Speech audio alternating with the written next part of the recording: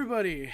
I believe that we are live. Yes, we are. Hello, my name is Harry Rice. I review games regarding the Montreal Canadiens. And tonight, this wasn't a game. I know what the score says, and I know that I'm live, but this was not a goddamn hockey game tonight. Dominic, how's it going? Snowy Strong, sure. Yeah, boys. The Montreal Canadiens did not play a hockey game tonight. We did not play. Yeah, I genuinely don't know why. I don't know why we play like shit against the Minnesota Wild. Genuinely, I think the record is like 9-18-3 against the Wild or something like that. We do not play good against the Minnesota Wild. And yeah, yes, I did see that. I actually put that in my notes before the game because I just knew once it was revealed what the injury was, and we'll get into that. I knew he was going to be out. But boys, I do wanna say all about Montreal. How's it going? How do Habs fans defend him? I don't know, Lucas. I genuinely don't know, man. But I put something out on Twitter, boys, that I want you guys to see, and I'm going to read it off for those who are illiterate.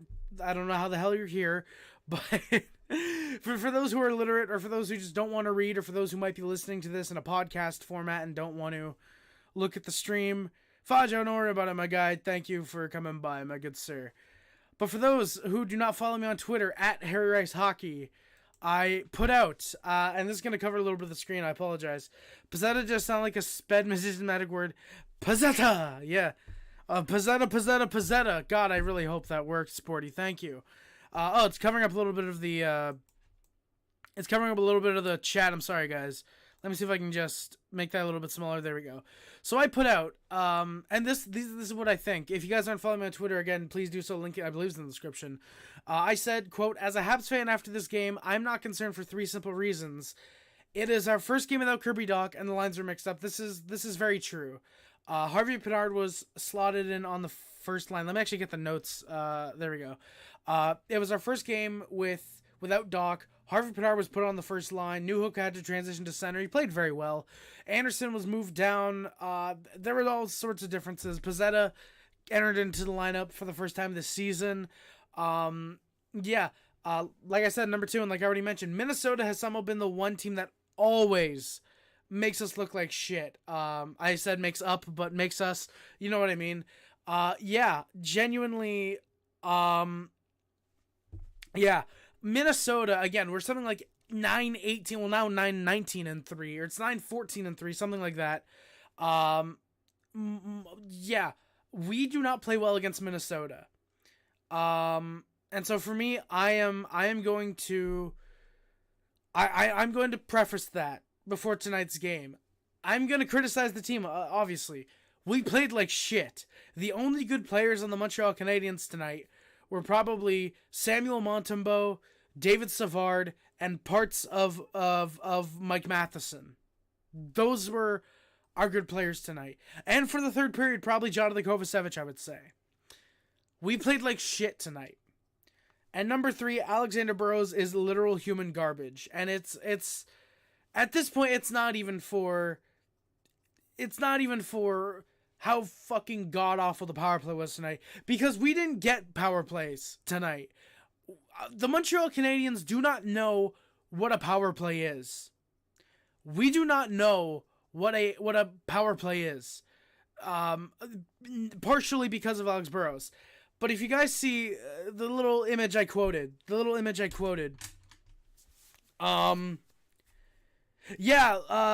Jack, I would do that, except for the fact that I don't have Twitter Blue,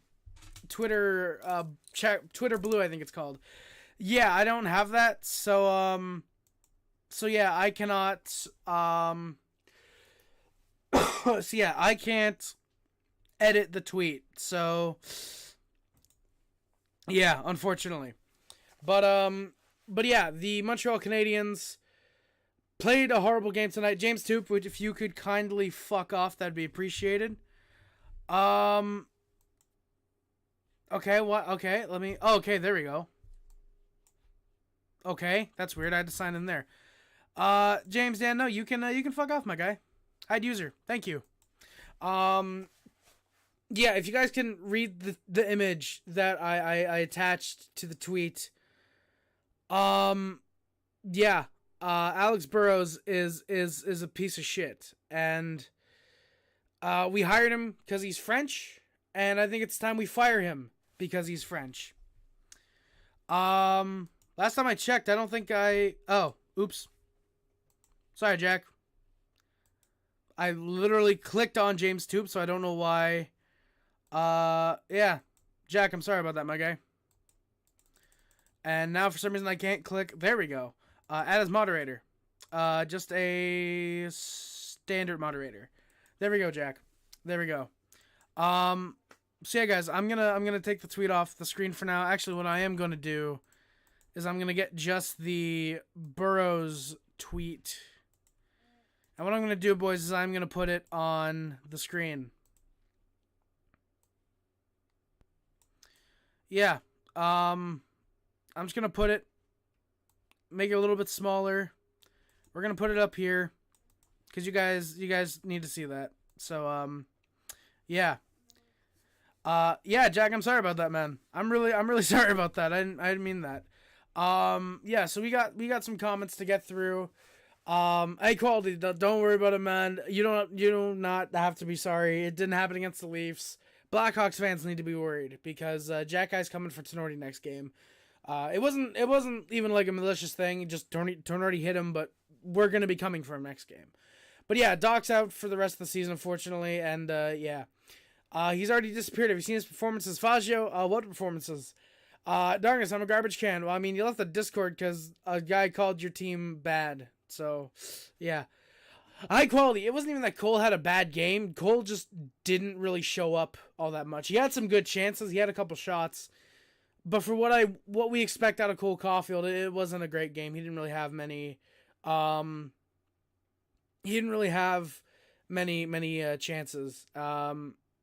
have many chances. Yeah. Yeah. Bob Drunkle, how's it going, my good sir? Harry Rice, what's up? No need to worry about tonight's game. Well, Bob, I listed. Well, that's not the thing, but I did list a couple of reasons myself. But yeah, it's game number 3. Minnesota's the better. I wouldn't say Minnesota's by far the better team. Between the two of us, when we play each other, yes, they're the better team, but they're definitely not overall the better team. Who just deleted a comment? Was that Salty Wings? Oh, picking Montreal to finish higher than Detroit is Asian like milk. Salty Wings. No, it isn't, my guy. No, it isn't. Yeah. But yeah, we've lost 7 straight to them. Exactly. No dog, and yes, we sucked. See part 1. Exactly. Like, this is the thing. Like, if this is game 81, and the Canadiens needed to win this again in the playoffs, I'd be fucking pissed.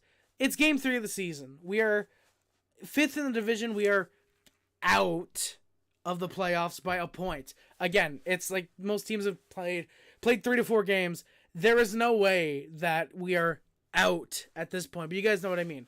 If we wanted to make the playoffs, it's game 3. We're out by a point. We lost Doc. Like I said, we had to mix up the lines because we lost him. It's really not that big a deal right now. Yes, it sucks that we lost probably our third best player for the rest of the season. We'll get into that. That definitely sucks. But it's the first game without him, and it's the 3rd of the season. We don't play well against Minnesota. Quite frankly, I was expecting worse. And quite frankly, based off the first period, it should have been worse. It should have been worse. There were at least 3 to 4 chances in the first period that should have gone in. This should have been a 9-2 Wild win. This should have been, technically should have been 9-4 because Fleury made some great saves. But still, this should have been a 9-4 game if we're looking at it. We should never have been in this game to begin with. I know the closest we made it was 4-2, but still, we suck against the Wild. And thankfully, we will never have to play them in the Cup Finals because the Wild don't know what the second round looks like. Yeah. So again, Jack, I'm sorry about muting you. I clicked James's name, I went to mute him, and then for some reason it did it with you instead. Yeah. December 22nd. Jack, is that when we play the Blackhawks next? That's kind of fun. Fleury's an absolute legend. Marcus, yes, he is absolutely bad. He is absolutely a better goalie than Martin Brodeur, if you ask me.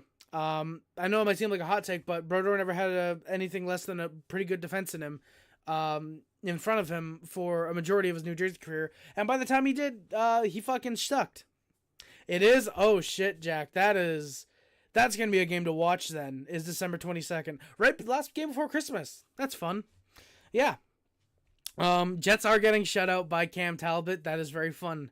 This is actually worse than Caulfield because we at least saw him play for exactly NCAA. Like you said, like we got a feel for Caulfield. He would have put up 45 goals probably. And yeah, with Doc, it's like, oh yeah, you get 2 games. He looks really good, and yeah, fuck it, he's out for the rest of the season. Like this is a thing where it's like it's not even like people can hate on Doc because injury prone. It's a freak fucking injury that happens. Like seriously, it's a complete freak accident the way he got hit into the bench. It didn't even look like it was a big hit. It just fucking did what it did, and now Doc's out, unfortunately. Yeah. So for me, I think people even like looking at the Canadiens as, there's still, the medical staff still sucks or whatever.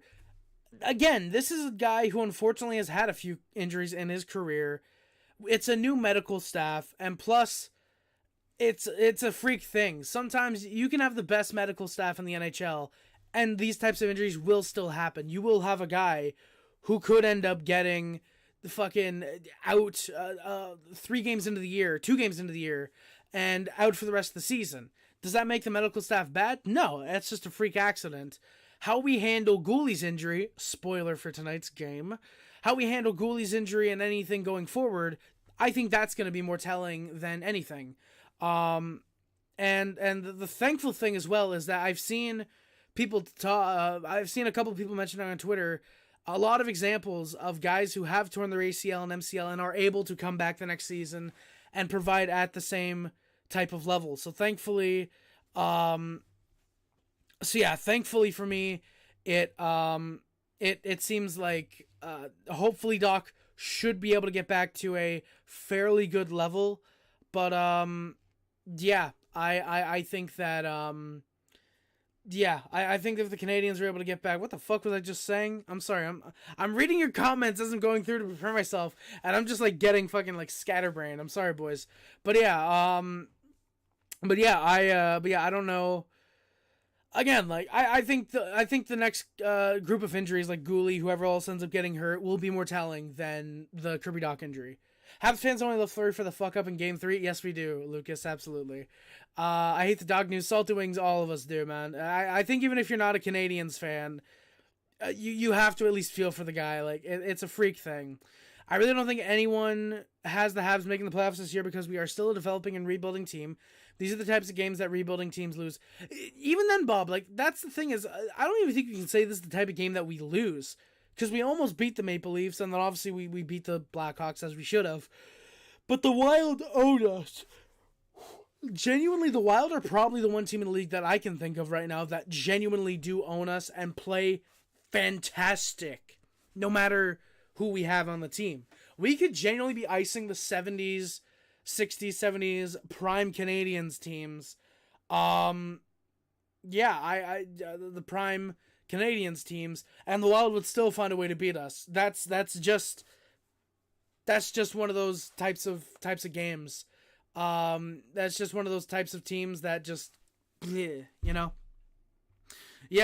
I don't really think I just read that, but yeah, I'd love for them to make the playoffs, obviously, and I do think that if Doc doesn't get hurt and we're able to stay competitive, we could fight for a wild card spot. I do think we are out of it by the end of the season. I mentioned it in the predictions stream I did with Lucas C. I don't think the Canadiens will get into a playoff spot, but I think we would be competitive for a majority of the year. So, yeah, like even then, like I think Canadiens fans who want us to tank this year are not real Habs fans. I think they should always want us. I think they should still want us to to win. I think if you're a real Canadiens fan, you always want the Canadiens to win. You never want them to straight up lose. You always want them to win.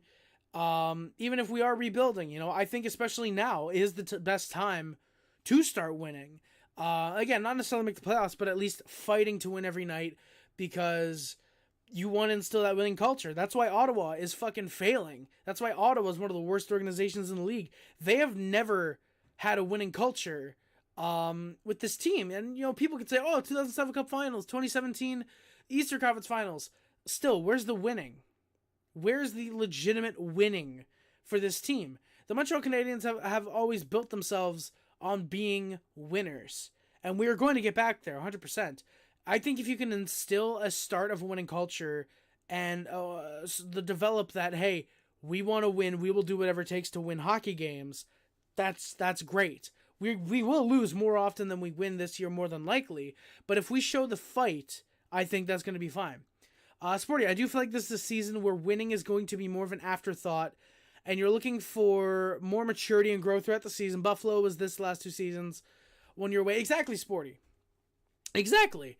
I definitely think that I definitely think that when you look at the Sabres relative to the Canadiens, I do think they are in a similar position. Okposo is a lesser Monahan in terms of skill, but off the ice they do seem very similar, very mature type of players.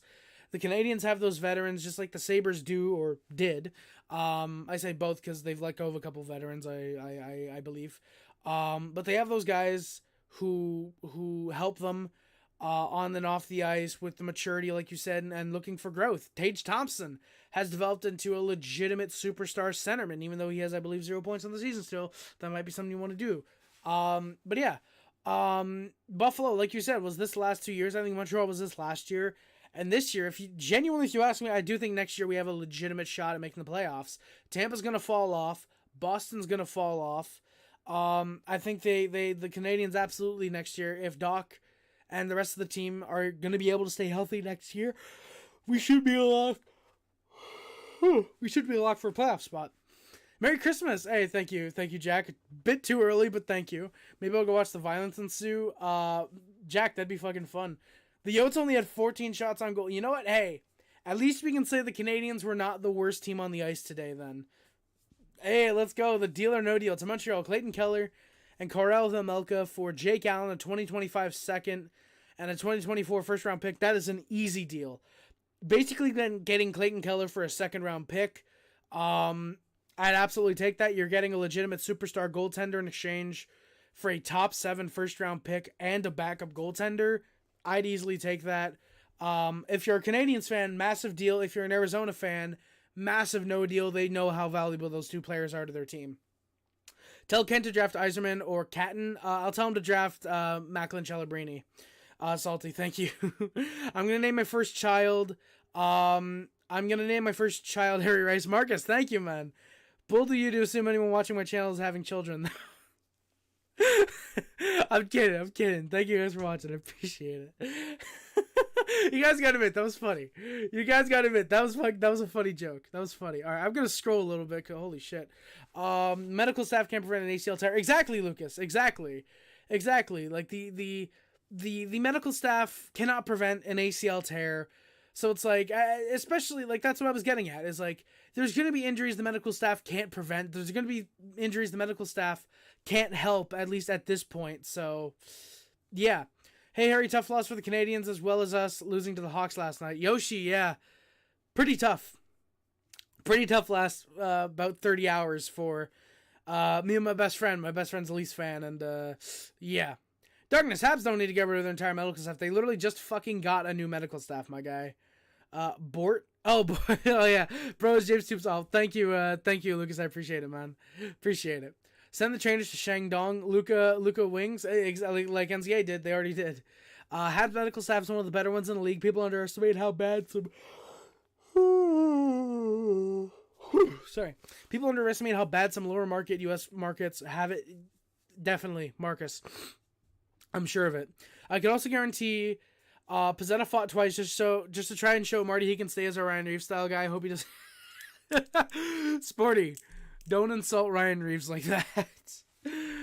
Like Lucas said, if he doesn't fucking fight, he's gone. Like, if Pezzetta doesn't have at least a fight, he's gone. He should be regardless.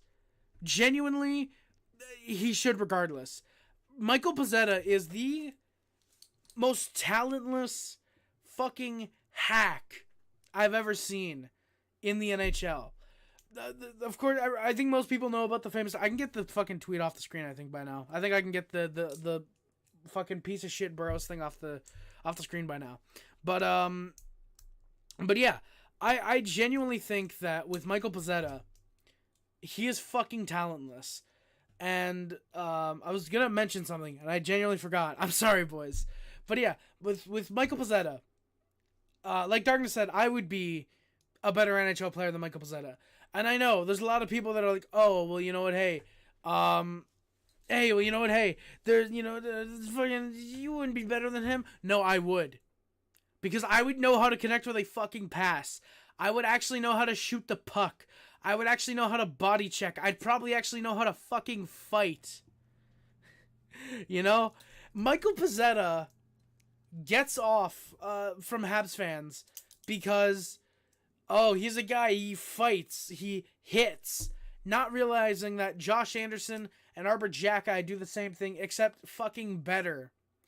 Alright? People genuinely don't realize that Arbor Xhekaj is a much better Michael Pezzetta who can actually play fucking hockey. Michael Pezzetta steps into the lineup and the team is immediately worse. It's not like with Arbor Xhekaj, where Xhekaj checks in the lineup and we're better. We're probably playing better. We're playing harder. Michael Pezzetta, and I don't think it's I said this in my Discord, and I'm going to say it here. I don't think it's any surprise or any coincidence that the Montreal Canadiens are a worse team and play worse. When Michael Pezzetta is on the team. When he's a healthy scratch, look at the first two games. We play fucking incredible. We play great hockey. Yeah, we lose the first game 6-5. We scored 5 goals. And in the second game, in the second game, we beat the Blackhawks. Okay, yeah, it was what? I think 4-1, I think was the score. I forget, something like that. Or 3-2, 4-2. It might have been something. I think it was 3-2. But still, we played very well that game. And so, for me, Michael Pezzetta, Montreal, target your boy. I will sign as a fucking free agent. Alright? You give me a year in the fucking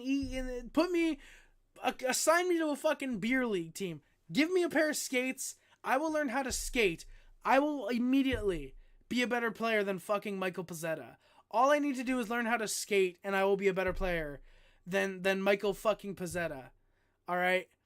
It's no fucking coincidence that this piece of shit steps into the lineup and we are fucking 10 times worse. First 2 games we play great. Pezzetta gets in the lineup and we're suddenly fucking garbage. Alright? And I guarantee, if the Canadiens scratch Pezzetta next game, we are beating the Washington Capitals. Alright? If we play Michael Pezzetta, we are fucking trash. Alright? I call up Joshua Waugh. Send down Michael Pezzetta. If you're worried about someone, if you're worried about someone claiming him, well, fucking good.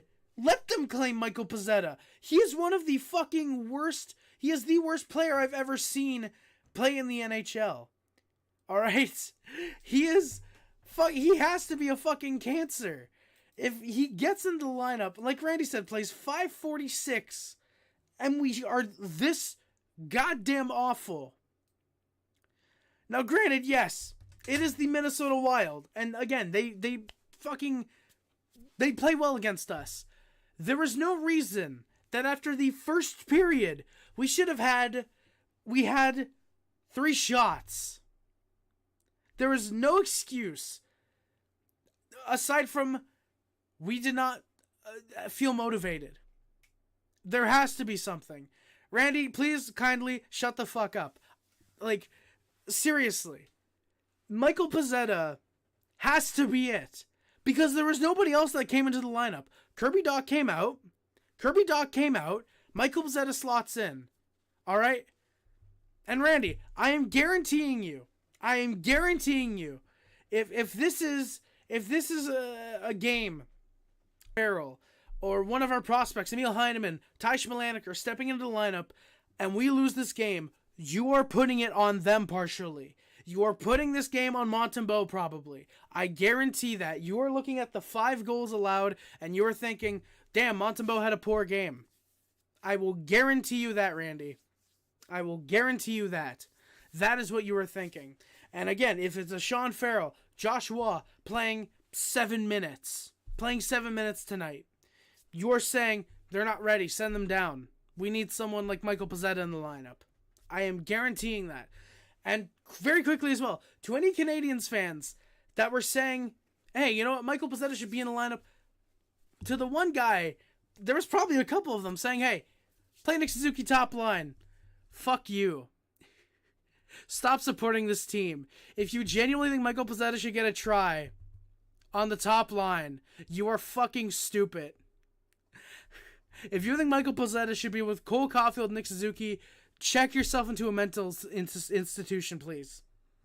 Holy fuck. Well, high quality, given that Ryan Poehling is in Philadelphia, he was not eligible to be put into the lineup tonight.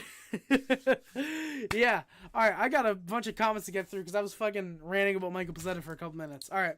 Honestly, like, how can the Habs beat Bedard on Saturday, but for us couldn't take a win against them? Yoshi, Leafs probably took it way too easily.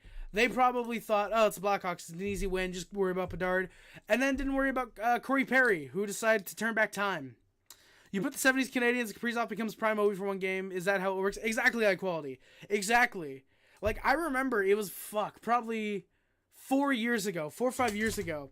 There was a game we played against the Wild. And we lost that one. God, I want to say 9-1.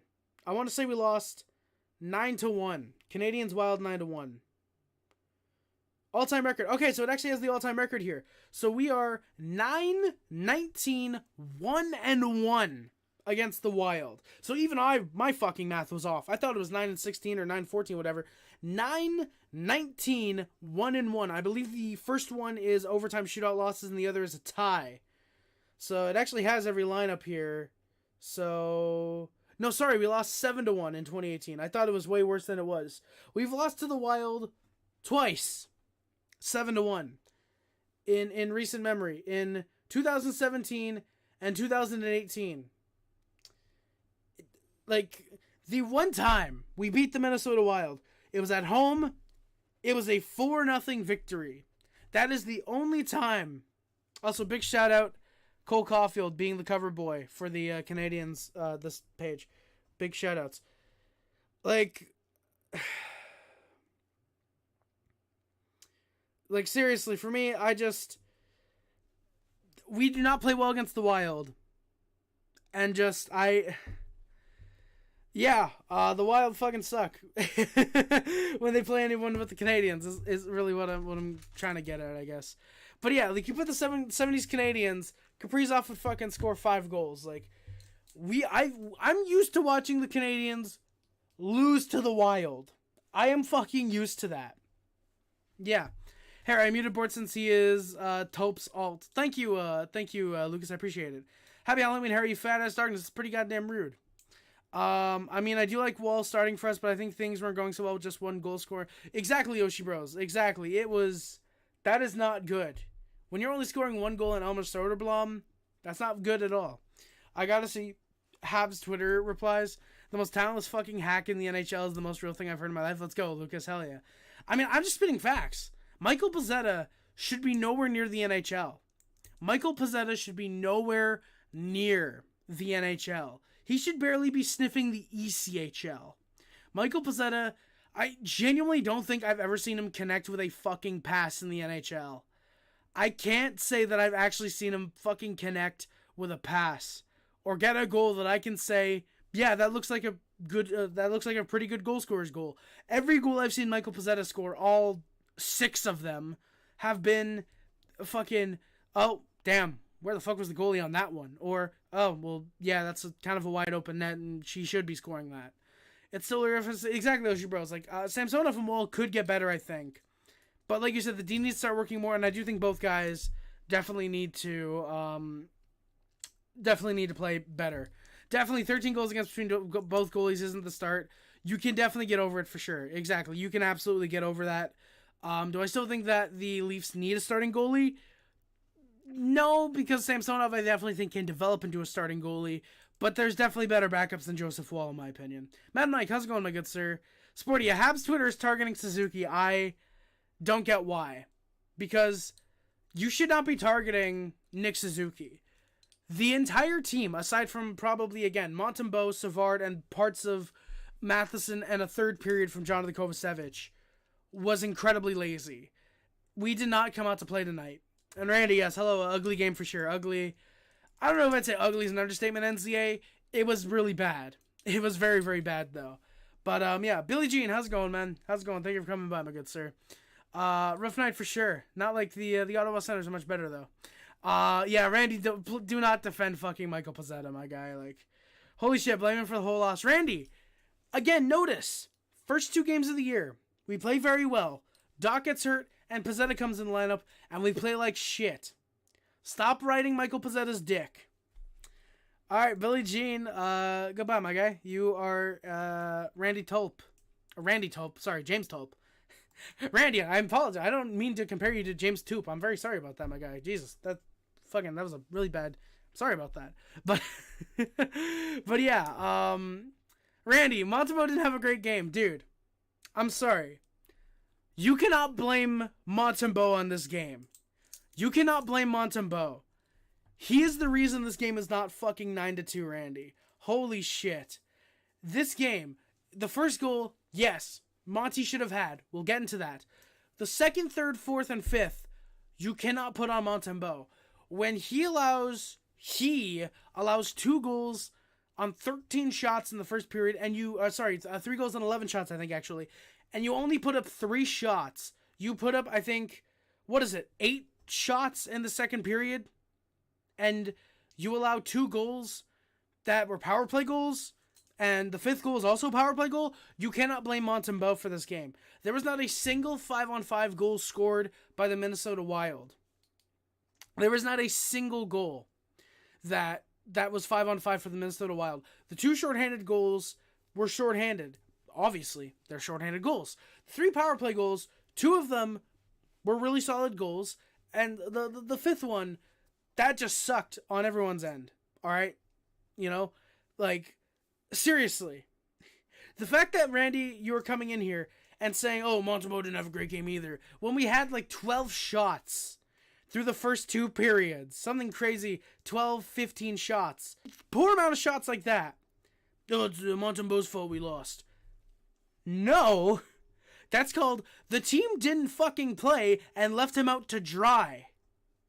You know, I guarantee, Randy, I am guaranteeing if Jake Allen is in net, you're saying it is not Jake Allen's fault. All right? I am guaranteeing that you are saying it is not Jake Allen's fault that we lose this game tonight. I'm only going to question this. Game 1 against you guys, down by 2, caught up to tie 5-5. Game 2, down by 1, scoring 3 to lead. Then the last game, same thing, but couldn't get close. We were always allowing the first goal to the other team, and now we're 0-3 in scoring the first goal in each game. I'm hoping game 4 we can lead first round. Exactly, Yoshi Rose. As I think that most teams want to. Obviously, if you're trailing every game, more often than not, you are going to lose. You absolutely are going to lose. You absolutely are going to lose more often than not when you're trailing rather than leading. Of course, the Canadiens in game 1, the Leafs did end up winning despite us leading. The Blackhawks, we led that game for the whole time. This game, we didn't lead once, and we lost. Game 4, like Bob said, Capitals are not that good. If we can take an early lead, yeah, they came back last game against the Flames and won it, but that's a pretty good shot that the Canadiens have if we lead, that we can get the win. Now, who do I think is starting on Saturday? I don't know. Monty's had 2 good games. Allen's had 1 good game. Maybe you give Allen the start. Maybe you give Monty his 3rd start in a row. considering the Capitals aren't that great, but given they do have Ovechkin, I don't know. Genuinely have no clue who you want to start. I'd assume it might be Allen, just because don't want to keep him rested for almost 2 weeks at that point, I think it would be. So again, I have no clue. Take your shot at who's getting the start in net. Maybe it's Primo. I don't know. Maybe we play Primo, rest Montembeault, Allen's the backup. Bob's your uncle, if the correct guess is yours or not. So we've lost too many times. They seem to own us. They exposed our still inexperienced defense and destroyed us on the power play. Good news is that we get to play Washington, who aren't good so far. Exactly, Bob. Now, of course, is there a possibility that they come out on Saturday and Washington just destroys us as well? Yeah, there's always that possibility, obviously, of either team destroying the other team. However, definitely with playing Washington, who seem to be going through the start of a rebuild, yeah, that's definitely good.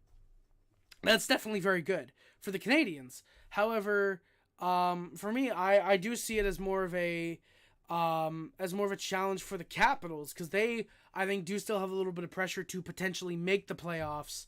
And yeah, Minnesota definitely exposed the D. They destroyed us on the power play.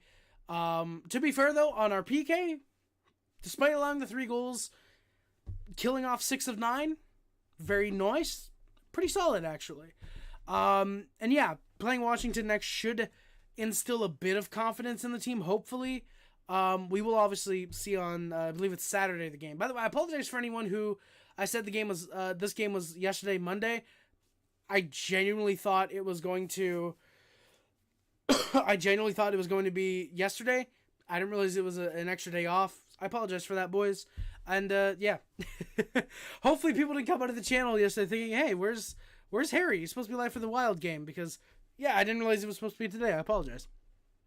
Capitals are not the best this season. Surely I figured the Canadiens were very strong game 1 against the Maple Leafs. After all, like, if we didn't caught up, might as well be getting 0. And really starting out with 0 points after the first game wasn't exactly the right point. Like tonight versus the Wild, I did expect them to play their best to win this one. Exactly, Yoshi. Yeah, like I was expecting the Canadiens to come out like how we did against the Maple Leafs. Like, okay, maybe not take a 2-goal lead. Should have been a 3-goal lead. Take two 2-goal leads and blow them and lose in regulation or overtime. Which if we had scored 5 goals, this game would be in overtime at the very least. So I could have potentially used this potentially, but no. But yeah, legitimately though, yeah, I was expecting them to come out and play well. It just kind of happened too little too late. I will be honest, I thought the third was okay. Didn't get good. It wasn't great. It was just okay. There was chances. There was a little bit of excitement. Yeah. As far as Pizzetta goes, I think they need to keep him in the press box on nights where we need all of our skill in the lineup. Put him in when we need a more physical team with limited ice time. Bob's, exactly. Even then, like, there's much better grit you can get in the NHL.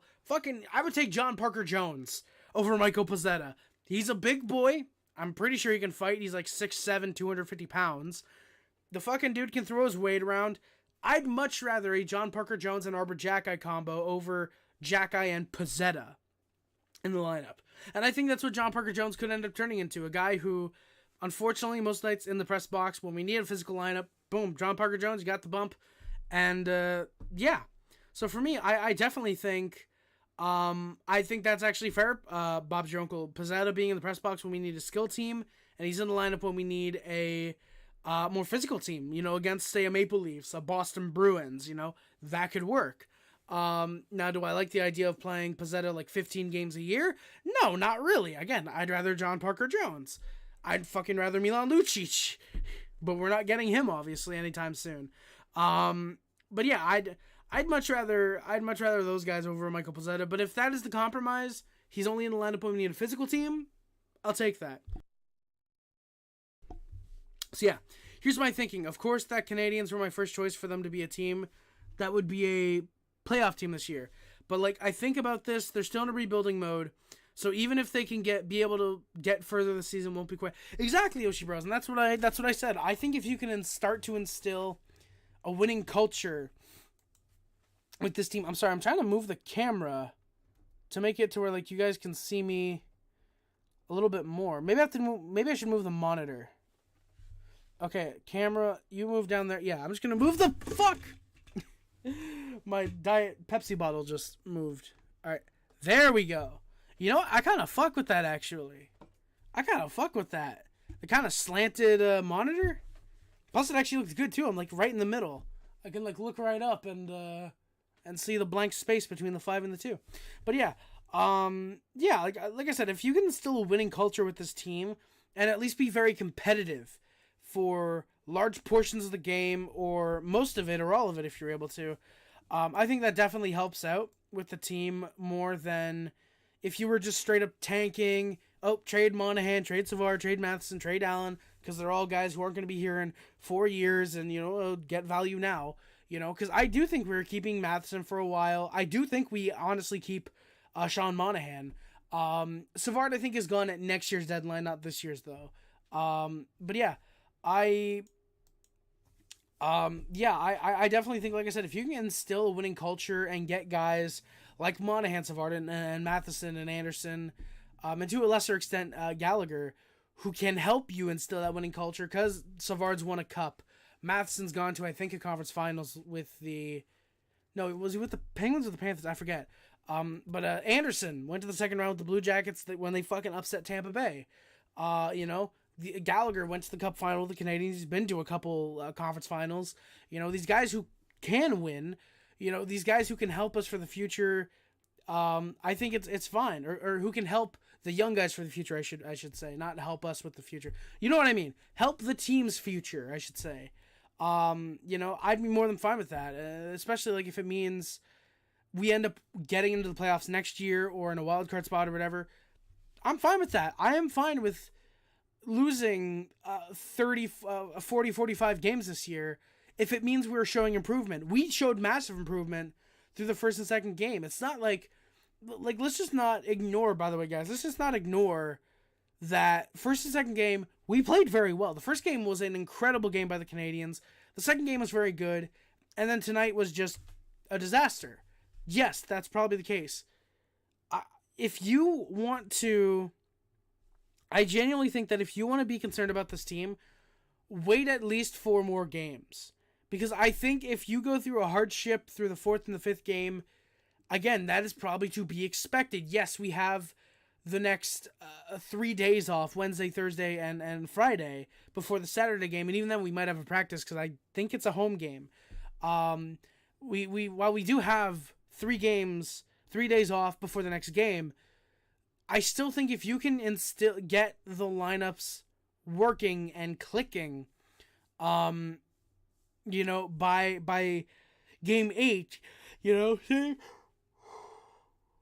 even if by game 8 you're, say, 2-3-2, for example, I think that's fine. I think that if you can go 2-3-2, or say you're even 2-4-1 by game 8, or it'd be 2-4-2 or whatever, 2-5-2, whatever. Even if you're losing, I seriously think at least competing and getting the chemistry levels up are great. Does losing Doc for the season massively hurt his potential chemistry with Suzuki and Caulfield? Based off how the first 2 games of the season went, probably not, as well, especially because of the they showed up tonight, or not tonight, they showed up in the first 2 games of the year before Doc got hurt. They were showing great progression. So, yeah. Sorry, it wasn't even a Doc, it was Slavkovsky and Newhook. Do I think that hurts their chemistry with them, or even with Caulfield and Suzuki? No, because if they're showing that through just 2 games together with Slavkovsky, Newhook, and Doc, I think next year should be fine. Now, is there a chance that, say, Anderson or Harvey Pinard or someone comes in and takes that spot potentially? Yeah, maybe, but then, okay, that just opens up another opportunity for Doc on the first line, probably, with Caulfield and Suzuki next season. I do think they will play Doc with Slavkovsky and Newhook into next year, though. But for me, I like I said, I think that if you can get a winning culture and being competitive, that's more important than anything right now. Like Sporty said earlier, I think getting growth and development going is more important right now over winning every single game that you can. I definitely think that's what the case is more than right now. If you realize back in 2021, the Canadian team battle in the playoffs, Habs beating us, the Jets, Golden Knights, and making the Cup finals against Lightning, then why not? If the Habs, hey, if the Habs can do it, then why can't the Maple Leafs? Of course, being the Bolts last year, but also losing a couple of great players from last season. Exactly, Yoshi. Like, if the Canadiens can do it, why can't the Maple Leafs? Weakness of the lack of toughness, the lack of offensive depth, and the lack of a good goaltender who can make saves in the playoffs, I think is what's going to hurt him right now. But definitely, like, the Leafs could come in this year and then, all of a sudden they're in the Cup Finals. That could absolutely happen. No doubt about it. Zach, how's it going, man? I saw the Dubois. Dubois did a thing tonight. I'm assuming you guys got shut out.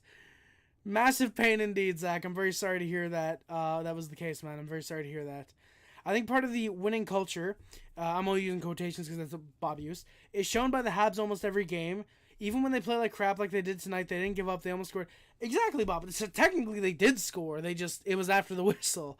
The final whistle, they did technically score. Just, the puck was in the net. But yeah, that's definitely Marty, like you said, instilling a positive attitude, keeping them pushing forward. And like you said, yeah, like even when we played like shit, like that is a good point. We did almost score again. It was almost 5-3. We made it 5-2 late. We played well. Caulfield pushed. That's the reason one of the scrums happened. He wanted to score. He wanted to get the goals. He wanted to get a goal for the Canadiens. He wanted to get them closer to tying the game up. So yeah, like there were a few things to look at tonight and say, hey, that was good. That was good. Even amongst the game, which again we'll get to in a little bit. I definitely think that you can look at this game and, like Bob said, yeah, even when the scoreboard looks grim, the Canadiens keep pushing and trying usually. Not often they give up, like, even when we lose, like last year, it felt like even if we were losing like 5-1 or 5-0, there were still at least a thing or two that, like, hey, there's a good shift here, good shift there, this line pushed, there's things to look at and say, hey, there are still signs of competitiveness here. So now, do I think the Canadiens are going to come out next game and beat the Capitals? Obviously, I'd love that. I can't tell. But I do think that, much like how the Wild tonight were looking to get a win after getting humiliated by the Maple Leafs in their last game, I do think after getting humiliated by the Minnesota Wild, people want to instill revenge, quote unquote, and try and win the next game as much as we can, All right. Well, maybe 4 more comments. I'm going to get into my lines and then I guess you can say summary. It's not necessarily an analysis because I'm not analyzing a lot of, of course he was high. I'm not a nerd. So, yeah. The opening lines for the Canadiens were Caulfield, Suzuki, Harvey Pinard, Slavkovsky, Newhook, Anderson, Pearson, Monahan, Gallagher, Ullinen, Evans, Pizzetta, Matheson, Savard, Gouli, Kovacevic, and Jack-Eye Harris were on the blue line. Sam Montembeault is starting yet again. Not necessarily yet again, but just once again. His second start of the year.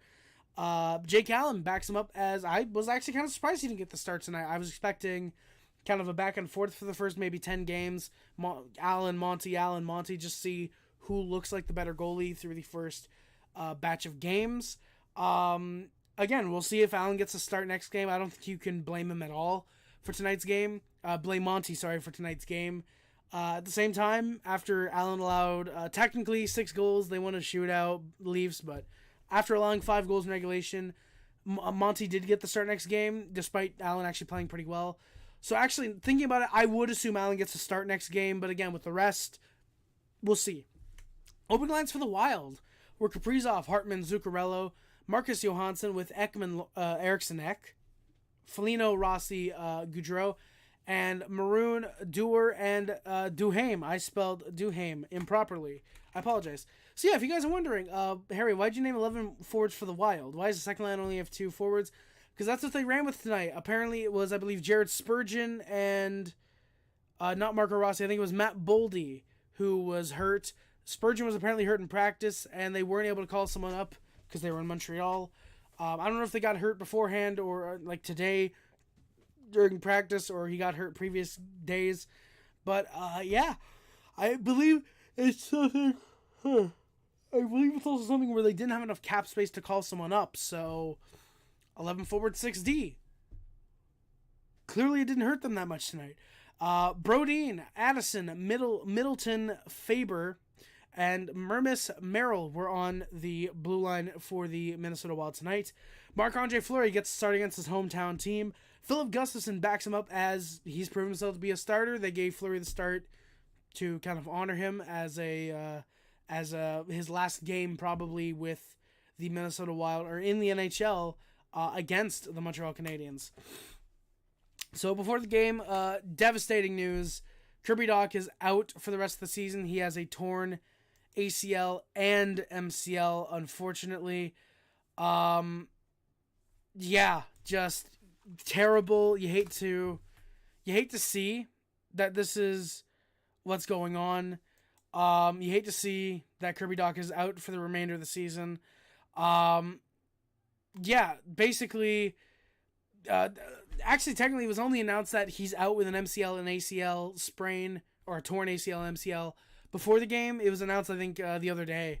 But I just put it's the missing the remainder of the season, and that's what is going to happen. And quite frankly, even though, unfortunately, of course, he does miss the rest of the season, I prefer this over, Kirby Dach is going to be out 2 months with a torn MCL and ACL, and then in a month from now, he's going to be out another month, and then announcing in February, Kirby Dach's out the rest of the year, Just get it out of the way right away. That's something you could probably do. That's fine. And by the way, the Canadiens did announce as well 20 minutes later, 37 minutes ago, 20 minutes after they announced that Dach is out for the season, that Kirby Dach sustained an upper body injury in the second period of the game and that he is being evaluated. Yeah. So, with that being said, who do I think comes in the lineup for Kaiden Guhle if he is out for the next game? Again, there's a 4-day break. Actually, I said this with Kirby Dach after last game. So Guhle is probably out for a month. Who comes into the lineup in exchange for him? It's probably Gustav Lindstrom. I can't see us using Chris Weidman. I can't see the Canadiens calling up Logan Mailloux already. I would assume that it's probably Gustav Lindstrom. And I don't know if he plays top pairing, though. I would think maybe they move up Jack-Eye and then play Lindstrom third pair, move Harris to the left side. But they could. I believe Guhle was playing with. No, it wasn't Barron. Kovacevic. I think Lindstrom plays both sides. But if he can't, then yeah, they probably move Jack-Eye up. I believe Harris can play the left side too, and then Lindstrom on the third pair. Or maybe they move Kovacevic to the left side, see how he does there. Play Lindstrom second pair, and then keep the third pair as is. Jack-Eye in the top four role. Jack in the top four role would be something I'd be interested to see. Yeah.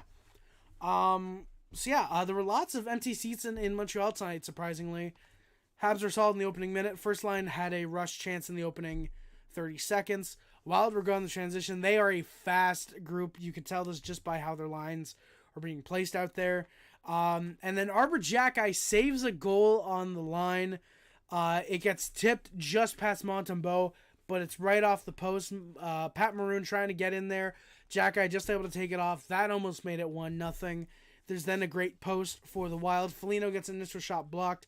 Gaudreau on the rebound goes off the crossbar. If the Pat Maroon goes in and this one goes in, it would already be 2-0 Wild. Let's just wait. Fleury makes his first big save of the game on Newhook. A great chip from Harvey Pinard. Okay, Harry, got to run. Have a good night. Hey, no problem, Bob. Thank you for coming by, man. Have a great night. Thank you very much. Keep your stick on the ice as well, my good sir. Thank you for coming by. I hope to see you in the future. Also, it took me a while. I saw your comment real quick. I saw your comment on a video or a live stream. I forget what it was. And then I realized that's Bob. That's you, Bob. So yeah, I recognized that was you. And yeah, obviously the have a great night. Keep your stick on the ice. That just completely confirmed it. So thank you, Bob, for coming by, man. Much appreciated. Josh Anderson then goes to the box for a holding penalty. You can't pull a guy down trying to skate past him. That's just, yeah, it's me. Exactly, Bob. Yeah, I will. Don't worry about it, man. Don't worry about it. Kaprizov, 15 seconds in, really solid chance to get squeezed by Montembeault. He was on his game early. Several really solid saves. He was in position for the next one. It felt like Habs were 1 for 1 on the PK tonight. Then the Habs go to the power play. Marcus Foligno, Nick is in Boston. Marcus Foligno gets called for tripping up Anderson. He had accidentally shot the puck into the face. And a shorthanded goal. The Canadiens forget how to play defense. Montembeault faces a perfect shot. That's just in a 1-0 Wild lead off of Brendan Duhaime. It was a 2-on-1. It's either you play to pass and commit and you give him open net, or you try and play the goal and there's a potential for the pass, even if the man is being covered. Monty was kind of left out a little bit.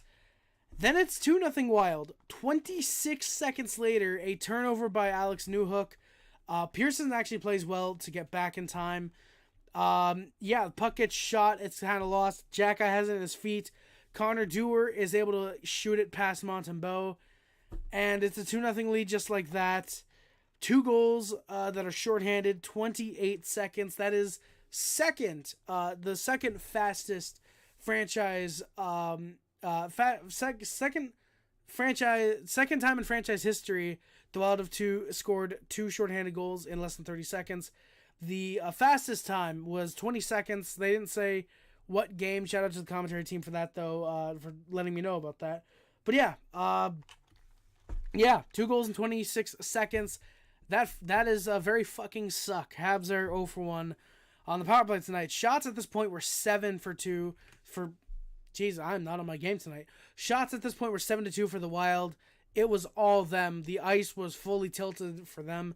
Foligno hits a post. Good stops by Montembeault. He kept the Habs in this game. It should have been 5-0 Wild. The 2 goals that were shorthanded, the 2 things I mentioned, and the Foligno hitting this post, it should have been a 5-0 Wild lead at this point. And shots were then 11-2. It's 2-0 with 5 minutes left. Habs tried to slow the game down. Wild were getting a couple looks, not many shots though. Habs then get their first shot in 11 minutes. Gallagher, nice turnover, passes it right to Anderson. Couldn't bury it, unfortunately. Habs got a little bit of a step. Matheson has a good wrister. That's saved by Fleury off a good pass from off a nice passing play. Harvey Pinard gets hit. He does pass the puck down and makes its way to Caulfield. Shot nearly gets through, 20 seconds left. Matheson is tripped up with 2 seconds left, then trips a Wild member. No penalty either way. Very surprised that Matheson didn't get a penalty there, given how the fucking rest of the night would go. Shots are 11-5 for the Wild, and they have a 2-0 lead after 20 minutes of play. Habs go to the PK, minute and a half in off of face-off. Slavkovsky gets a stick in the legs of a Wild player. He is to the box for the tripping. Then it's a 5-on-3. Caden Gooley gets called for a slash. That one was unfortunately a very clear penalty. And the Wild score 3-0 as Joel Eriksson-Ek gets his second of the season, first of the night. Puts it home on his own rebound. Nobody's able to clear it. It's a 5-on-3. I don't think you can blame the team or the goalie on that one. That's just a 5-on-3. Habs play well on the second penalty kill. They're able to clear it. That actually has been a fairly decent thing so far tonight. Habs were 2 for 3. Sorry, was.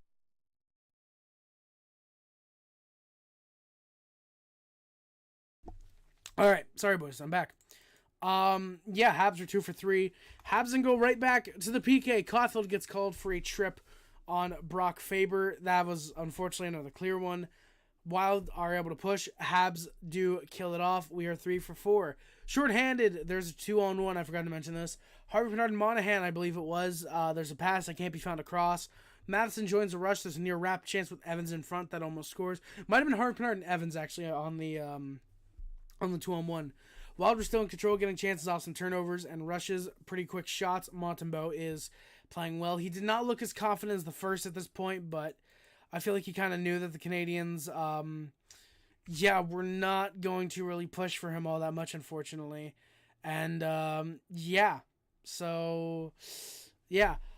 then the Canadiens score. Tanner Pearson with his second goal in as many games. It's 3-1, just like that. An unassisted goal. Very nice wrister past Marc-Andre Fleury. Actually, what I'm going to do real quick, boys, is I am going to look to see if it was announced if the Canadiens did. Is it even going to come? Never mind, it's not even going to bring me to the actual game. That's great. I did want to see if there were any assists added to that goal. So actually what I can do is I can just click on the Wild Canadiens thing. So, nope, there were still no assists added to the second goal. Yeah, why is it on top chat, not live chat? Okay, there we go. I'm actually going to close that chat. Am I on live here? Okay, yes, I am. Yeah. Yeah, unassisted. Very nice wrister. By the way, Tanner Pearson, as far as I can tell, 2 goals on 2 shots. They did put that graphic up on TSN. Don't know if he got another shot in the game, but if he's 2 for 2, that's kind of cool. Pezzetta then gets into a fight with Brendan Duhaime. He's shoved against the boards. Couple punches. Pezzetta has the takedown.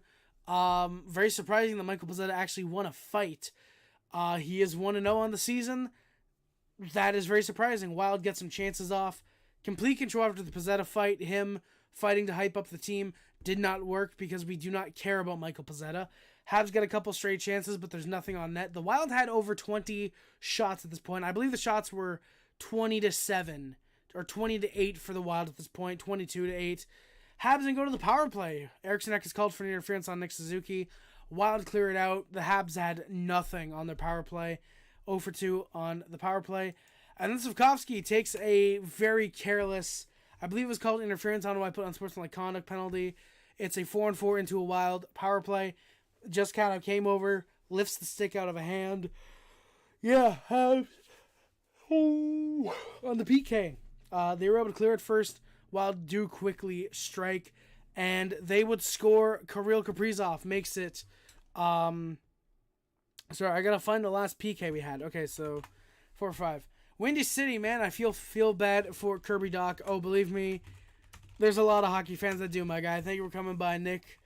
Yeah, just the Canadiens just complete trash. With Kirby Doc, unfortunately. Not complete trash as in like, oh, he's been that way, but no, just complete trash what's happening to him with the Canadiens, unfortunately, out for the rest of the year. You hate to see it, and yeah. Habs go to the power play with 2 minutes left. Exactly. It's Duhaime called for a hook on Jack-Eye. Habs get some looks. The Wild are able to clear it first. Pearson gets robbed by first. We actually had, there's another shot for Pearson. Pearson, like I said, gets robbed by Fleury with 10 seconds left. Turning back the clock as well. No, that wasn't there. Great chance that gets barely stopped with the pad. If Pearson's able to lift that, that is 3 goals on 3 shots, more than likely. Shots are 26-14 for the Wild with a 4-1 lead into the final period.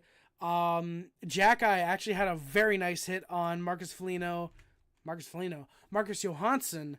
I get to be at the Blackhawks home opener Saturday, so it'll be my first time seeing Bedard in person. Hey, Nick, that's fucking awesome, man. I hope that you enjoy the game, enjoy seeing Connor Bedard, enjoy him inevitably getting 1 point, because the Blackhawks are missing Taylor Hall.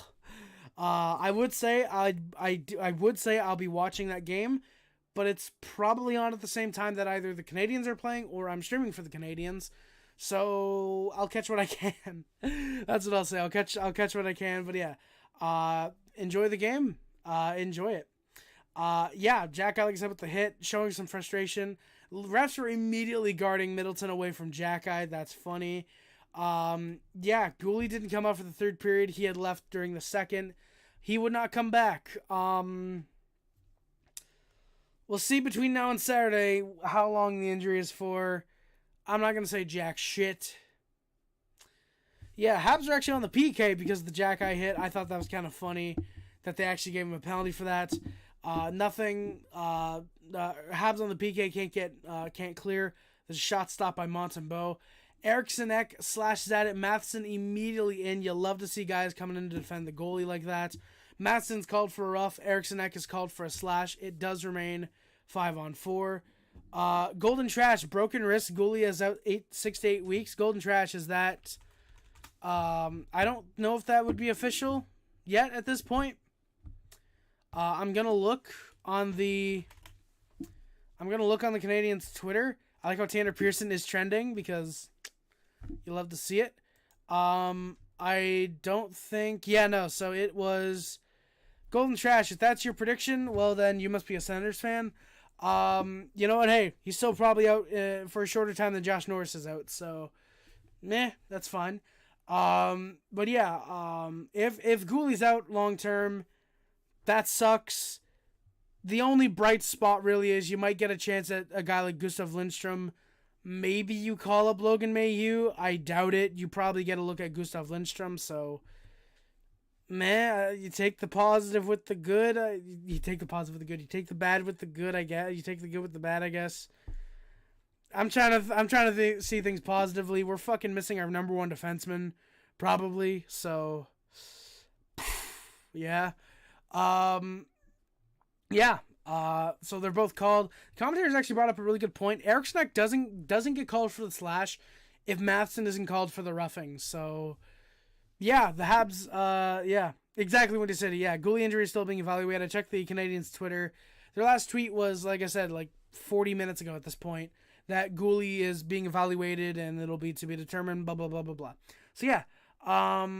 Golden Trash, thank you for, I guess, your prediction on how long he's out for.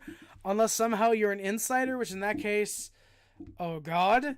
I don't know what he could have broken his wrist on, because I didn't really notice him clenching his wrist when he was going down the hall at all, so, yeah. Wild then go to the to the power play. It is Pearson for a high stick. That doesn't even touch Middleton. I get why the refs called it. It was right in the corner. Goes by. Middleton sells it. I completely get why the refs called it. But this is at a time when you got to think there should be a coach's challenge on power plays. At least one. Give them one. And yeah, because that's not a penalty. Or at least challenge it to say, like, I genuinely think if there's an embellishment this is the one penalty that I actually think is stupid. With embellishment, if the embellishment is called, why is the original infraction also called? Like, why? Like, if Pearson actually doesn't high stick Middleton, why does Pearson still get called for the high stick and Middleton's for the embellishment? Why isn't it just the embellishment? Because, like, I get that that's kind of what embellishment is. You're embellishing to get the call when there is a penalty. But if there isn't supposed to be a penalty, if the penalty that you're calling originally doesn't even happen, the guy's just selling it. He's just pulling a Tim Stutzel, you know? We should honestly rename embellishment to just Stutzeling. Like, everybody would know what that means. You know, 58, Montreal, 2-minute minor for Stutzeling, you know? That's Savard. I don't think he would do that, but, you know, it's like, I do find that weird that is the case, and it's not, hey, no, you get out of the box. You didn't even do that. This dude's going in for embellishment. Like, no, it's like, all right, you're in there. You didn't do it, but then you got to serve the minor 4-on-4. It's always weird to me. Yeah, shorthanded. Fleury makes a hell of a stop on, I want to say it was Jake Evans. Going old school, kind of lays on, flips around. Love to see the pad stacking. Great save. Goes back the other way, and the Wild score. Eriksson-Ek with a really nice goal. It's a 5-1. It's a 5-1 lead. The Wild are not able to score a single goal 5-on-5. I put 5-8, but I want to say that we were actually 4-for-7. Jack Olsen's still buzzing. Absolutely, my guy. I gotta be, my guy. There's only so many Habs fans who can talk about this game for over an hour. Yeah, the Wild were, the Canadiens were trying to push. The Wild were just stopping everything at this point. And, yeah, so, by the way, boys, I'm sorry I was not completely accurate on the PKs. We will get to how many we took, but believe me, it was fucking close enough to 9. Yeah, Habs were just getting nothing. Evans tried to get on the scoreboard. Pizzetta actually had a half-decent pass that leads to nothing, though. Foligno then breaks up 2 good shot attempts from Kovacevic. Just couldn't get anything off there. The Canadiens were buzzing a little bit. And then, yeah, at this point, it's made official that Gouli would not return to the game. That sucks. He did leave with about 2 minutes left in the 2-3 minutes left in the second period, unfortunately. Both teams pushed, but the Wild were still in control. Habs getting a couple shots through. And then we had another fight. Pizzetta with a nice hit on John Merrill. And Dakota Mermis. Dakota Mermis, who I believe was I want to say an undrafted signee from the Wild. I want to say undrafted. Yes, he was an undrafted signee. He's actually played 28 NHL games now, so Yeah, shout out Dakota Mermis. He was signed in 2015 out of, oh God, of course, London Knights. Lucas, if you're here, props. Shout out Oshawa Generals legend as well. Yeah, signed by the Arizona Coyotes. I believe the 3-year ELC. Played 9 games, played 10 total with them actually. Got signed by the Jersey Devils, played 10 games, 4 points, not bad. And signed with the Minnesota Wild. He had 17 minutes of penalties tonight, so yeah, I believe his first career NHL fight as well. Actually, this guy only took 2 penalties in the in his time at New Jersey. So his first fight, he gets a fighting major, a 10-minute misconduct, and 2 for instigating. So, 17 penalty minutes in 1 game. That's very fun. And then, yeah, signed a deal with the Minnesota Wild. He has played his 8th game tonight. So Dakota Mermis, he's a guy to look out on the Wild's 4th line. Apparently he can fight. I can't tell if he can fight or Pezzetta just fucking sucks. Because Mermis is feeding Pezzetta early on. He doesn't even care about what Pezzetta's doing. He is just swinging rights at Pezzetta. Pezzetta scores the takedown. Pezzetta gets called, like I said, 5 for fighting. Mermis gets called 5 for fighting, 2 for instigating, and a 10-minute misconduct. And then we got a scrum shortly afterwards. The game got a little bit chippy at points. There were a couple scrums again, the Matheson thing, the this right here, the Eriksson-Ek one. Yeah, Caulfield has a great shot on Fleury, went for the rebound.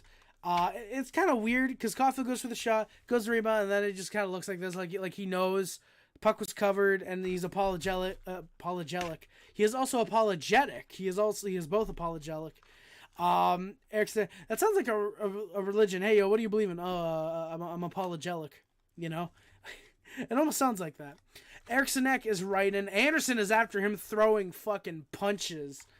Neither of them would fight because Eriksson-Ek's kind of a pussy. Funny I say this when he blocked 3 Weber slap shots but won't take punches from Josh Anderson.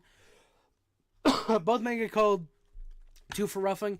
Anderson actually got a double minor and a 10-minute misconduct, weirdly enough, so I don't know why that was the case, but he did.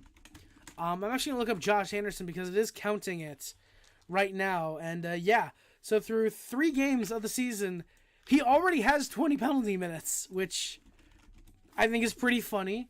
And looking at Arbor Jackeye, he has 21, which is pretty damn funny, again, if you ask me. I actually want to look up who the PIM leaders for this season are right now. No, not penalty minute. I want this year. No. 2023-24. Who leads the PIMs this year? Somehow Jake Gensel leads the league in points. This is the most fucking cursed. Yeah. Okay, apparently Jason Dickinson.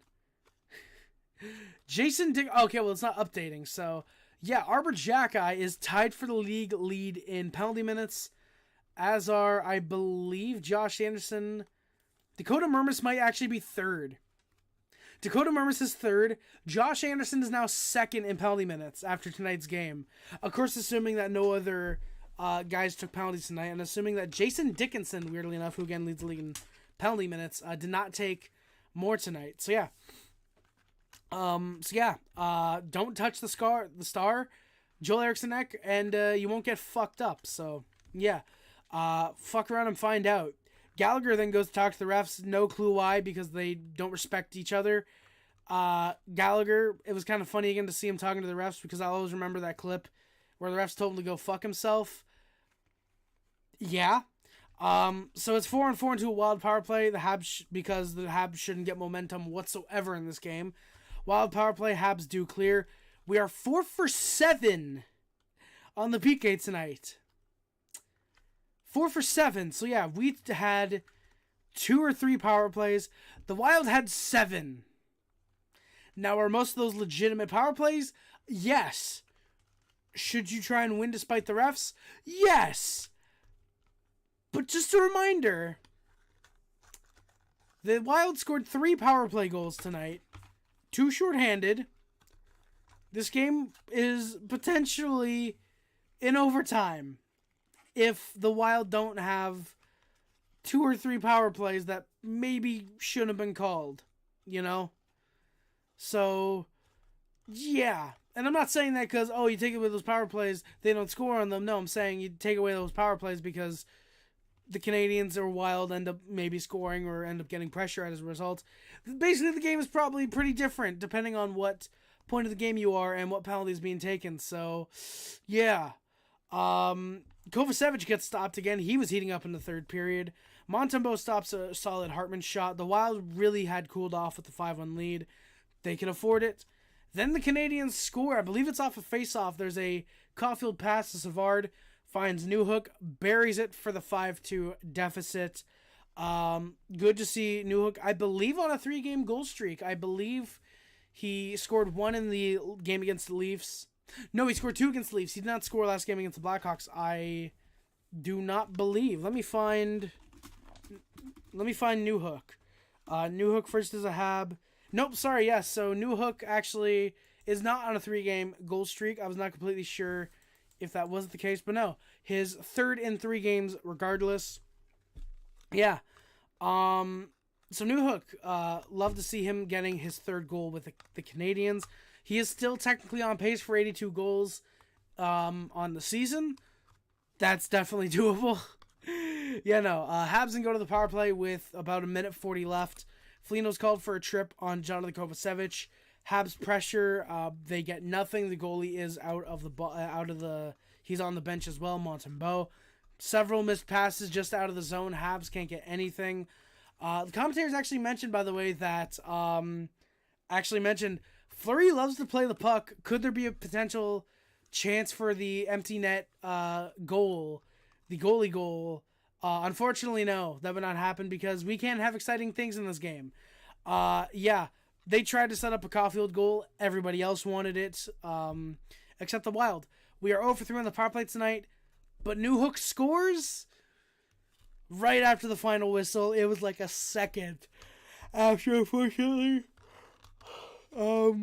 Yeah, that sucks. That would have been awesome. See him get 4 goals in 3 games. Yeah. Yeah, again, that sucks. We are, like I said, 0 for 3 on the power play tonight. Montreal crowd actually cheering for Fleury. He comes out of the tunnel as the second star. Love to see a nice moment like that for what is probably Fleury's last game in Montreal. He apparently in warm-ups as well. He apparently had refused to go with the Wild to the back for a while. He was taking breakaway shots from them, from a couple of the Wild members. Picked a puck up, brought it back with him. So yeah, I think unfortunately this does look to be Fleury's probable final season in the NHL. Yeah. Final shots are 5-2 for the Wild. Final score. Final shots in this game were 5-2. No. Jesus. Final score was 5-2. The final shots were 35-29 in favor of the Wild as well. Canadiens did pour it on in that third period. They outshot them. I believe it was 15-8, something like that. So the Canadiens did play a much better third period compared to the first and the second. However, still probably you want to see another goal or two. You want to see them play a full 60 minutes rather than just the 25-ish they played. Yeah, so what I'm going to do now, boys, I'm going to go into the final stats, and we're going to work our way out of here because there are not too many people here. I guess you guys really wanted to hear my analysis. Thank you if that's the case. Alex Newhook with 3 goals. Cole, goal. Caulfield with 2 goals, 1 assist, 3 points. Tanner Pearson with 2 goals. Sean Monahan, a goal and assist. Raphael Harvey-Pinard and Kirby Dach, who is out for the remainder of the season with 2 assists. Jake Evans and Jesse Ullinen with a goal, and Juraj Slafkovsky, Mike Matheson, Nick Suzuki, Arbor Jacki, Caden Gooley, David Savard, each guy with 1 fight. Harry Rice says, check it out. Shout out Joe Bob Briggs. Yeah. So yeah, that is going to do it for today's game, guys. Thank you so much for watching. Do not forget to like, comment, subscribe. Favorite channels includes, but it's not limited to YouTube, Facebook, comments. My name is subscribe. Join Puff Club, Hate Club, Sub Up, D Nation, and the mods, the conversations, and our videos is much greatly appreciated. Links in the description are the Amazon business, the PL Box, the PayPal, and the Streamlabs, the Discord, the Twitch down there as well. Thank you guys again so much for watching. My name is Harry, and always remember, Ale Montreal, no matter how good we are, like last stream, no matter how bad we were like last year, hopefully how good we'll be like this year. Go Habs, go, baby. Thank you guys again so much for watching. My name's Bryce. Again, and I'm out. Love you guys. See you guys. Bye, guys. Love you guys. See you guys. Bye, guys. Love you guys. See you guys. Bye. Oh, let's go, boys. 25 days of Harry filming will start.